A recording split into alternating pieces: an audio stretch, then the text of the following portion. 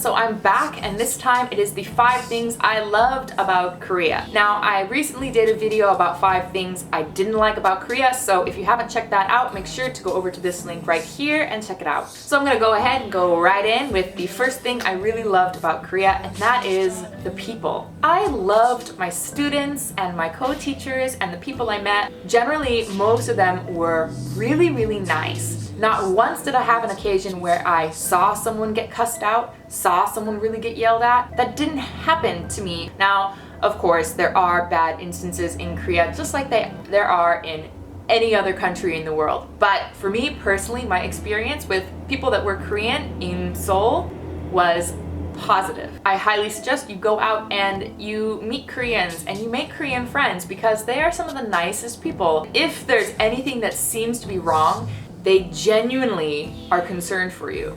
I feel like in the States, my friends may be concerned, but it's more like oh, you'll figure it out. But in Korea, it's like, what can I do to help you? Are you okay? They're genuinely willing to help. Korean people are awesome. The second thing I loved about Korea is the transportation system. Oh my goodness, the transportation system in Seoul is amazing. Once you have the subway map, you are good to go. You can literally go straight from the airport, pick up a subway map, you can buy a T-Money card, put some money on it right away, and you are ready to go on all buses and all subways. Now, one of the great things about Korea is the fare is really, really cheap, and you have about 30 minutes to transfer from a subway to a bus before it charges you the same amount again. It is fast, it is efficient, and I really like it. The third thing I love about Korea is the food. There are little restaurants everywhere, and a lot of the food is really cheap and really good. It's really ridiculously good. If you don't like seafood and you don't like spicy food, you probably won't like Korean food. You can have kimchi jjigae, which is a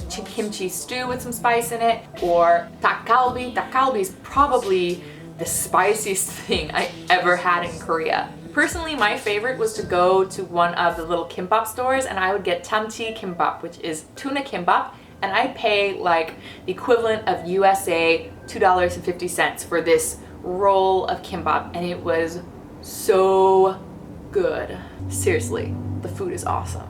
The fourth thing I loved about Korea is the nightlife. It's just really easy to go out and stay out all night. A lot of restaurants are open all night, and the bars and the clubs and everything are usually open all night long. So me and my friends would start with getting like a super late dinner, and after that maybe we'd grab a beer and we'd head to a bar and we just talk with people and drink beer and say hello. I met most of my friends by doing that.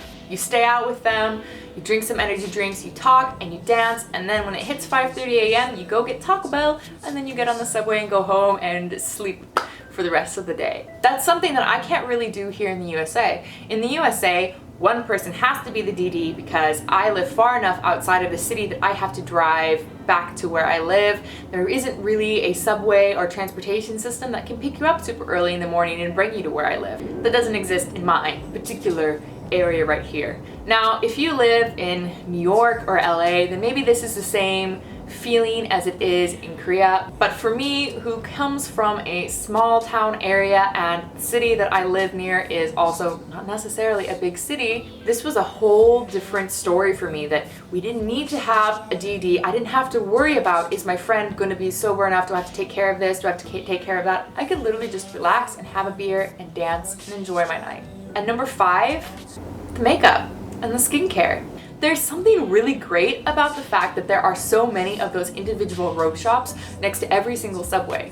Every single area of Seoul has like an Innisfree and a Skin Food and an Etude house, and if they don't have them near that subway area, if you go to a Home Plus or an E-Mart, there are little makeup shops in your grocery store. I think that's probably one of the things I miss the most, is I can't just walk down the street, hop into a convenience store, grab something to drink, and then walk straight into a makeup store and hit all these different makeup stores with skincare and see what's new and whatnot.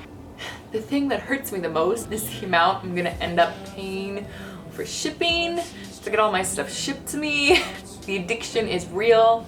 And the skincare products, I feel like the price is very, very close to drugstore, unless you're going for more expensive brands such as VDL or Laniege or IOPay. Most of the drugstore brands like Innisfree, Etude House, Skin Food, Etude, Tony Moly, all of them are really affordably priced and the products are really good. I always had favorites from like every single store and I would just hit every single one. It's probably why I don't have as much money saved up as I should have.